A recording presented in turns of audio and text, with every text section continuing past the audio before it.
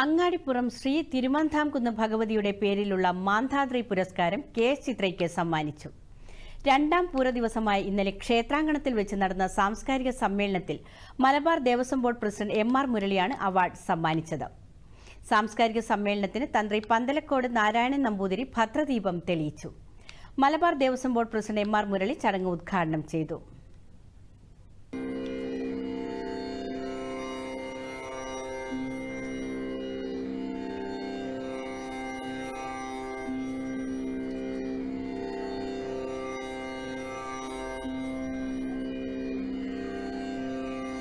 കീർത്തിപത്രം സമർപ്പിക്കുന്നത് മലബാർ ദേവസ്വം ബോർഡ് അംഗം ശ്രീമതി അനശ്വരമാക്കിയ പാട്ടുകൾ കേരളീയതയുടെ മൂലധനമാകുന്നു.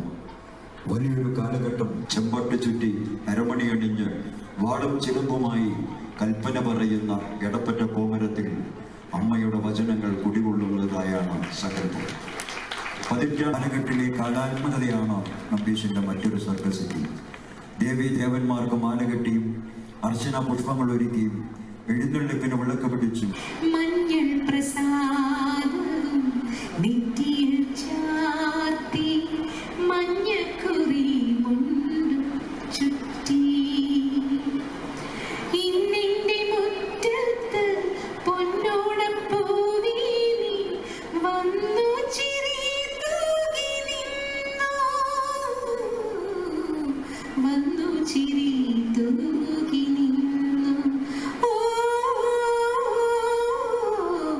വന്നു ചിരി തൂകി